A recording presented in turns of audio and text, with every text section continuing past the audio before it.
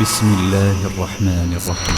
فخلف من بعدهم خلف أضاعوا الصلاة واتبعوا الشهوات فسوف يلقون غيا إلا من تاب وآمن وعمل صالحا فأولئك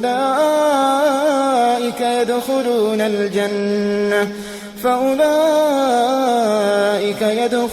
الجنة ولا يظلمون شيئا. Bismillahirrahmanirrahim. Assalamu alaikum, que la paix soit sur vous. Donc tout d'abord, j'espère que vous allez tous très bien. Aujourd'hui, bi'idhnillah, par la permission d'Allah, nous allons parler du fait de dépenser des choses que nous aimons. Alors pour ce faire, nous allons citer tout d'abord un verset du Coran où Allah Azza wa Jalla nous dit لن تنالوا البر حتى تنفقوا مما تحبون. Donc l'explication de ce verset c'est quoi? C'est que vous n'atteindrez pas al-bir. Al-bir c'est quoi? C'est la crainte d'Allah Azza wa Jalla. Ou alors al-jannah, le paradis, comme cela a été rapporté de Ibn Abbas et de Abdullah ibn Mas'ud.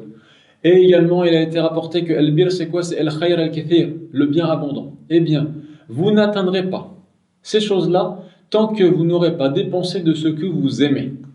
Donc là, très clairement, Allah nous a donné une piste. Une piste pourquoi? Pour que nous nous rapprochions de lui, pour que nous obtenions sa récompense. Et il y a un lien intrinsèque qui existe entre quoi et quoi?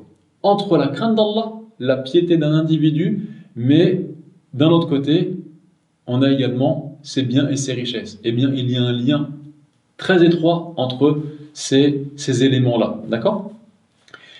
Et nous savons, par ailleurs, que l'homme aime d'un amour ardent et sans limite les biens de cette dunya. وَإِنَّهُ لِحُبِّ الْخَيْرِ لَشَدِيدٌ, comme Allah nous l'a dit dans le Coran. Certes, l'homme, il éprouve envers les biens de ce vie un amour ardent, d'accord, très intense.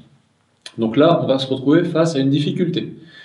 C'est qu'il va falloir, pour obtenir al-bir, la crainte d'Allah, pour obtenir le paradis d'Allah, il va falloir dépenser de ce que l'on aime. Mais on sait que l'homme, il aime justement ces richesses-là et que l'âme, effectivement, elle va avoir du mal à laisser ces richesses partir. D'accord? Donc là, il va falloir lutter très clairement contre l'âme afin de pouvoir rechercher l'agrément d'Allah Azza wa Jalla. Donc ça implique quoi? Ça implique qu'un individu qui clairement va lutter contre son âme pour obtenir la satisfaction d'Allah Azza wa Jalla, eh bien très clairement, Allah va faire en sorte que sa crainte envers lui augmente et il va lui donner là une grande récompense, que ce soit dans cette dunya ou dans l'au-delà, il n'y a pas de doute là-dessus, si la personne, bien entendu, est sincère. Alors ça, c'était un point très important. Maintenant, un deuxième point, c'est une petite digression, on va dévier un petit peu, mais j'avais vraiment envie de vous parler de ça.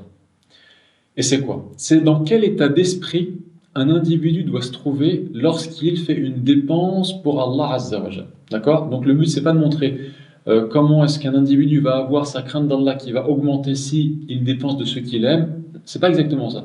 Là, vraiment une petite déviation qui consiste à voir dans quel état d'esprit nous devons nous trouver lorsque nous dépensons pour Allah Azza wa Jalla quelque chose.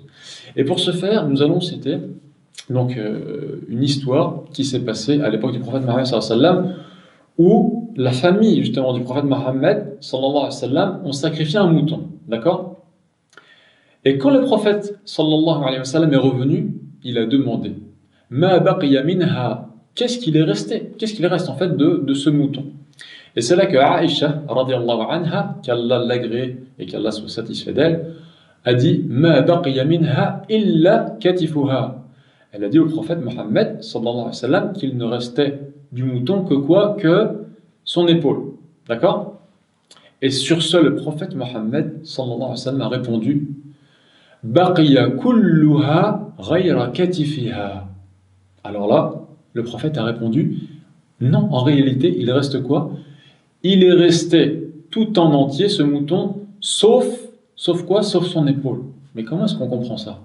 Et c'est là le point qui est vraiment intéressant.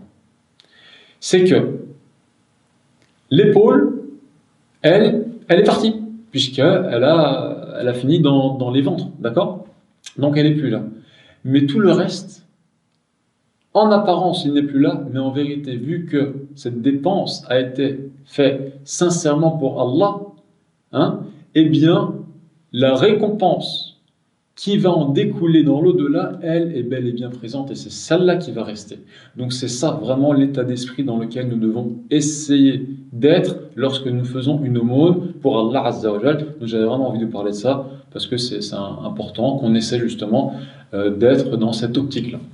Donc très clairement, l'idée c'est quoi? C'est qu'un individu, pour conclure, lorsqu'il a quelque chose qu'il aime, d'accord, et que son âme donc aime, et qu'elle va avoir du mal très clairement à s'en séparer, eh bien si l'individu arrive à en faire aumône pour Allah Azza wa Jal, eh bien que cette personne ait la bonne, que la bonne nouvelle soit donnée à cette personne, qu'elle aura bi'idhnillah, si elle est sincère, une très grande récompense auprès d'Allah Azza wa Jal, et que sa crainte d'Allah va augmenter bi'idhnillah, et qu'elle obtiendra bi'idhnillah dans le paradis tout ce qu'elle désire.